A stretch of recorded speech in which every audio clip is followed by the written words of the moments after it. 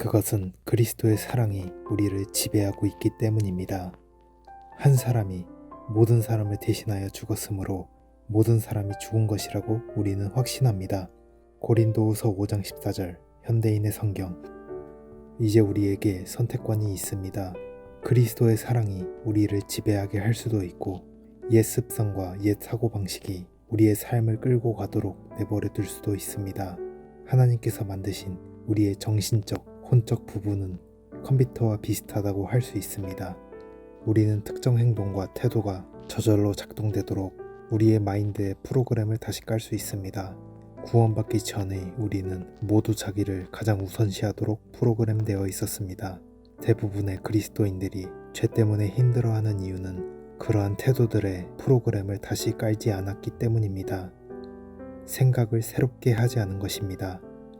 전에는 죄의 본성이 우리의 생각을 다스렸었습니다.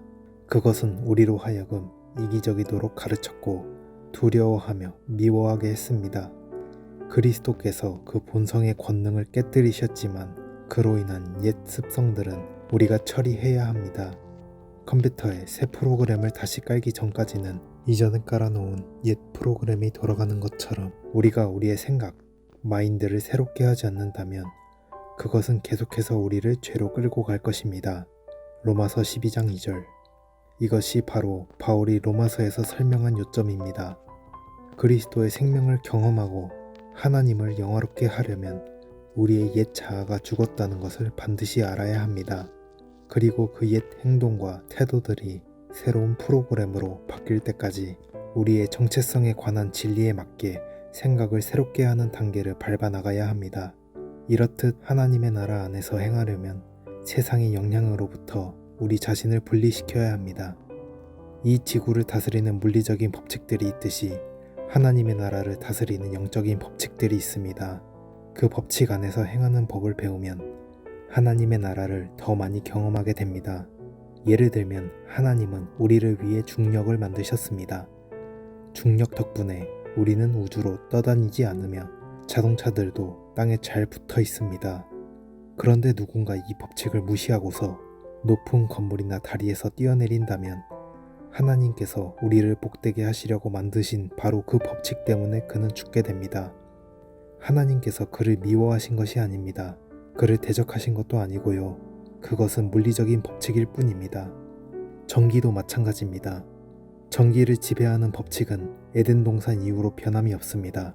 다만 전기를 제대로 사용하는 방법을 발견하기까지 수천 년이 걸렸을 뿐입니다.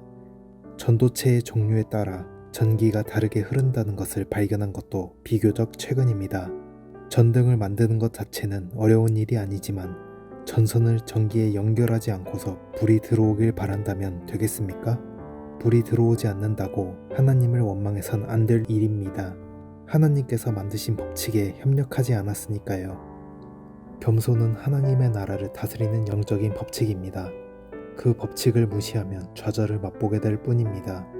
만일 벽에 부딪혀 앞이 막힌 느낌이 들거나 삶의 모든 것이 무너지는 것 같은 느낌을 받는다면 하나님의 법칙과 협력하지 않아서 그런 것입니다.